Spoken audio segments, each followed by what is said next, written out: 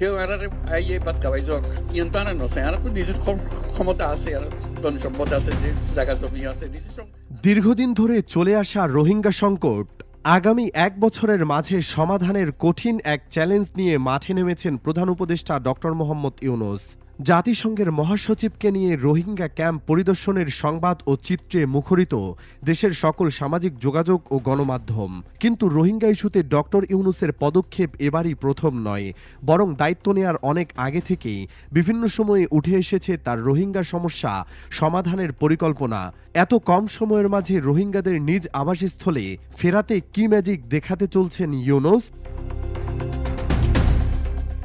প্রায় ১.৫ মিলিয়ন রোহিঙ্গা নিয়ে বর্তমানে পৃথিবীর সবচেয়ে বড় শরণার্থী শিবির এখন কক্সবাজারে।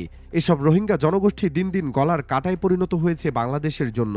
২০১৭ সালেই একসাথে প্রায় ৭ লাখ রোহিঙ্গা শরণার্থী ঢুকেছিল, কিন্তু তৎকালীন সরকারকে আন্তর্জাতিক পর্যায়ে কোনো কার্যকরী পদক্ষেপ নিতে দেখা যায়নি সে সময়ে।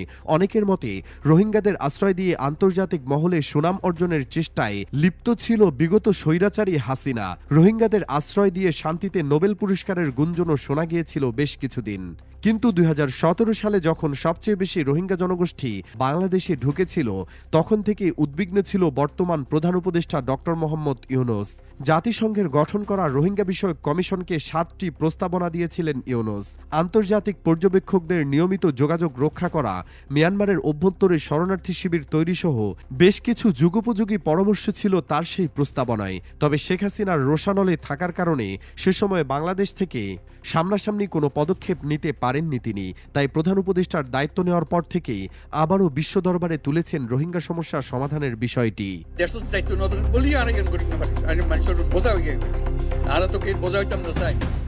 গত বছর সেপ্টেম্বরে জাতিসংঘের সাধারণ পরিষদ অধিবেশন চলাকালে বিভিন্ন দেশের প্রতিনিধিদের নিয়ে রোহিঙ্গার বিষয়ে কথা বলেন মোহাম্মদ ইউনূস।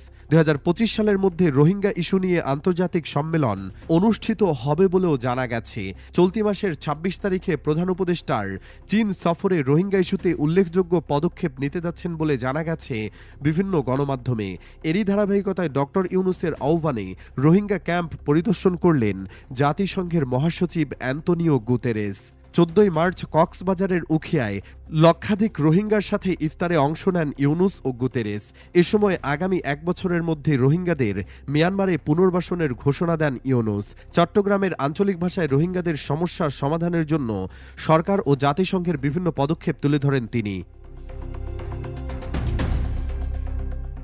জাতিসংঘ মহাসচিবের এই পরিদর্শক পরবর্তীতে আন্তর্জাতিক সমর্থন আদায়ে ব্যাপক ভূমিকা রাখতে পারে।